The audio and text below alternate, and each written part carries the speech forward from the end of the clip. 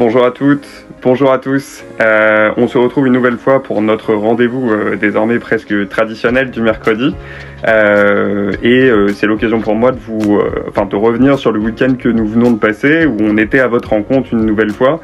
Et beaucoup d'entre vous m'ont parlé de notre nouvelle écho du buisson qui développe les premières solutions, les premières propositions de notre projet de ville, qui est en cours de rédaction.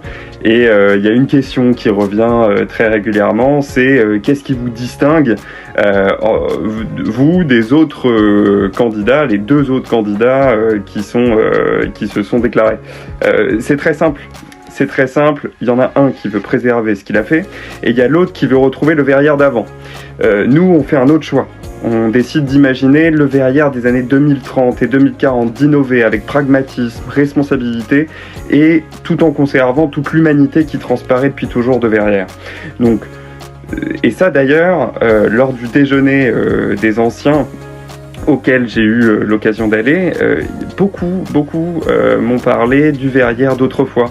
Les chants, les visages familiers, la vie de village. Ils me disaient aussi leurs craintes face à ce monde aujourd'hui, un monde qui change très vite et qui peut effrayer.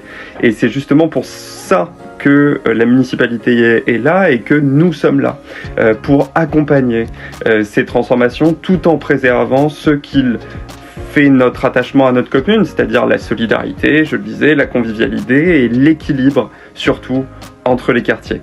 Alors cet équilibre, on le retrouve dans un exemple très concret sur lequel on a déjà beaucoup pris la parole dans l'opposition municipale, c'est la fermeture de la Potinière.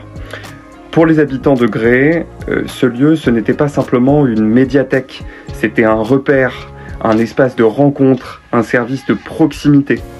Sa fermeture, qui a été décidée de façon complètement unilatérale, arbitraire, pour des raisons budgétaires, traduit une vision qui centralise, qui uniformise les services. C'est une vision. Mais nous voulons une ville équilibrée.